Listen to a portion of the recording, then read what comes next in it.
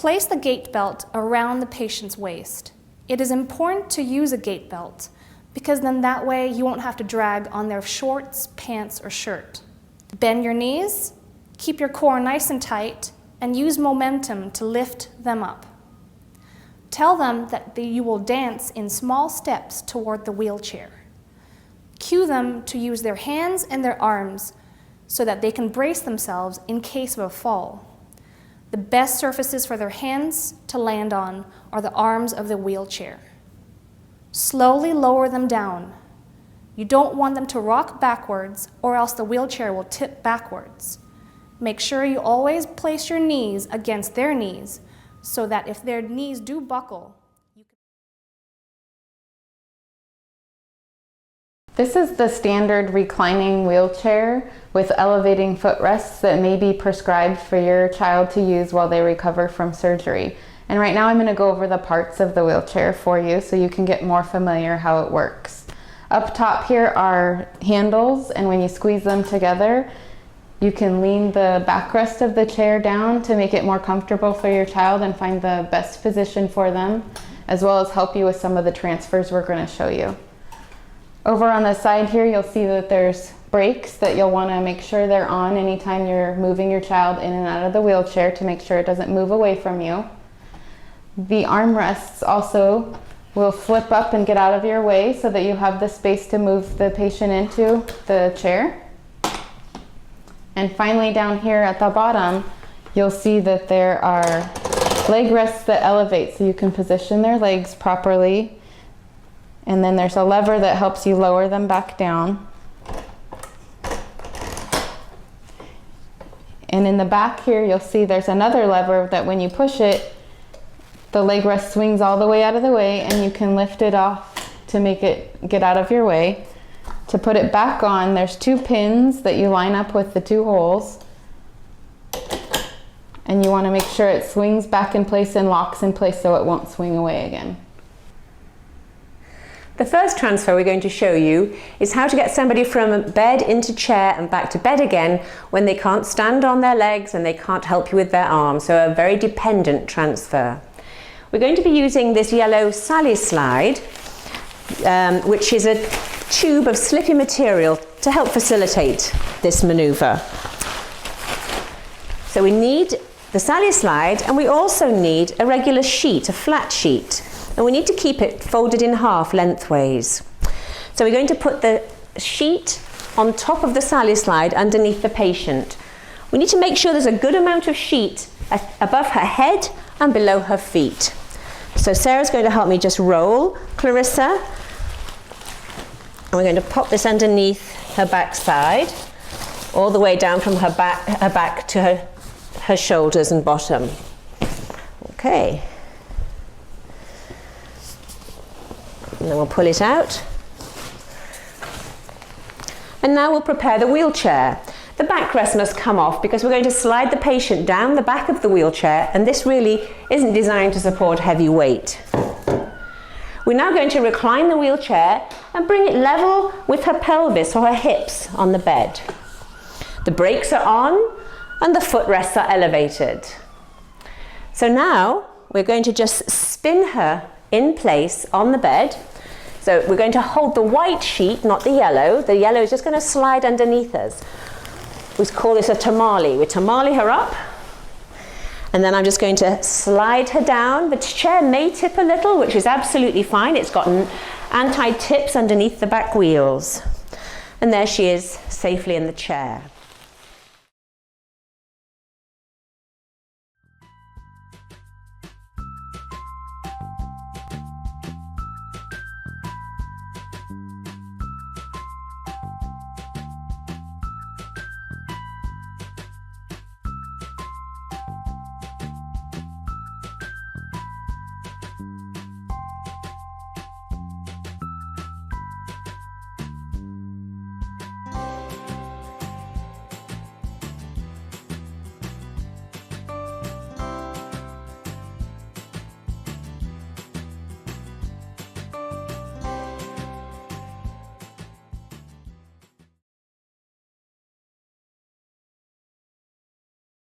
The next transfer to be demonstrated is a dependent transfer where the person cannot assist you with the transfer. I'm going to take the person first and have them close to the surface we're going to transfer. We're going to pretend this chair is, say, their bed. You're going to go and remove the armrest on the wheelchair first before you move them over. I'm going to bring my knees, their knees right into my knees and grab them with my thighs. I'm going to pull them forward away from the back and then lead them forward. They can hold on to me where comfortable. I'm going to again grab behind them and maintain good body mechanics with a low back curve before I do this transfer. What I'm going to do is on a count of 3, do all of the work myself.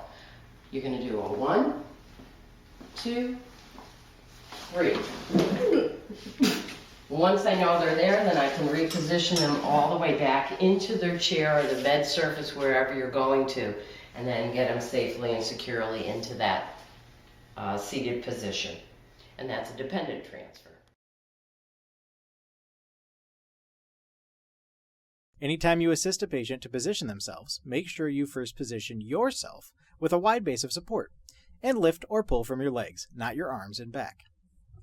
With the patient sitting at the edge of the bed, look at the angle of their knees.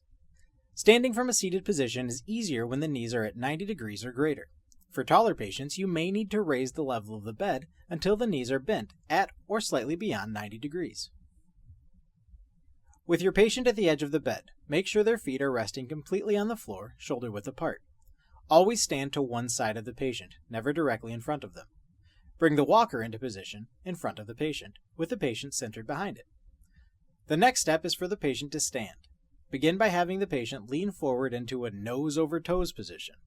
Then put your foot directly in front of the patient's nearest foot, to prevent any sliding of their foot while they stand.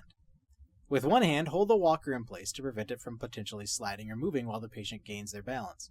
With the other hand, grasp the gait belt from behind the patient and instruct them to either push up from the bed or from the side rails. Aid the patient from the gait belt, again, standing with a wide base of support and supporting the patient with strength from your lower body, not primarily your arms and back. Once the patient is standing, they should grab the handles of the walker, have them stand up and gain their balance. If the walker is appropriately sized, they should have a slight bend in their elbows when standing up fully. The patient is now ready to ambulate with the walker. To help the patient that requires minimum assistance safely transfer from the bed to the chair, follow these steps. Position the chair angled toward the bed, but far enough away to allow a walker to maneuver between the bed and the chair. Apply a gait belt to the patient, and follow the process previously described to help the patient stand with a walker. The minimum assistance patient can do most of the work on their own. Your job is simply to guide and support. Help the patient by supporting from the gait belt and holding it in the back of the patient, and guiding from the hips. Guide them as they turn their walker until they are in position in front of the chair. The patient should be directly in front of the chair, with the back of their legs almost touching it. The walker should be directly in front of the patient, nice and close, also nearly touching the chair. Instruct the patient to reach back to the armrests of the chair. Lean forward to bring their nose over toes and slowly sit down. You can guide and support the patient as they descend into the chair. Stand with a wide base of support and ensure your strength comes from your lower body and not your arms and back.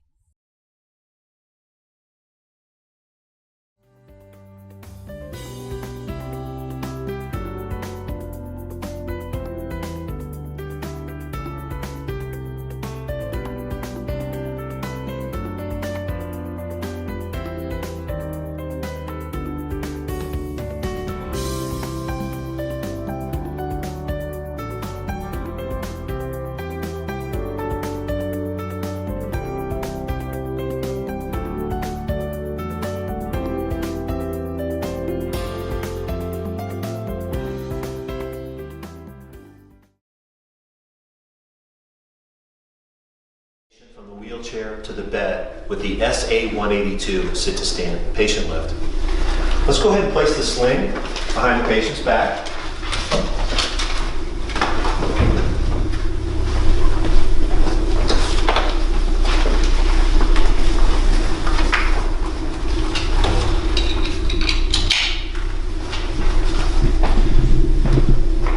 Open up the base with the lever that's on foot plate and the knee brace up to the patient. The knee brace braced against the knees. Lock the wheels. Connect the loop to the hook closest to the patient on both sides. Patient's arms go around and hold on in this area. As the bar starts to raise, the patient will have a more of a natural way to grip the bar.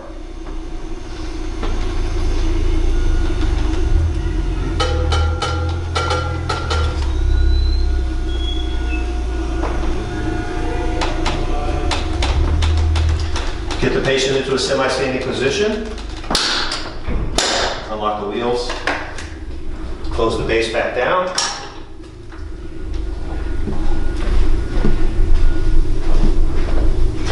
And now we can place the patient in the bed in a seated position.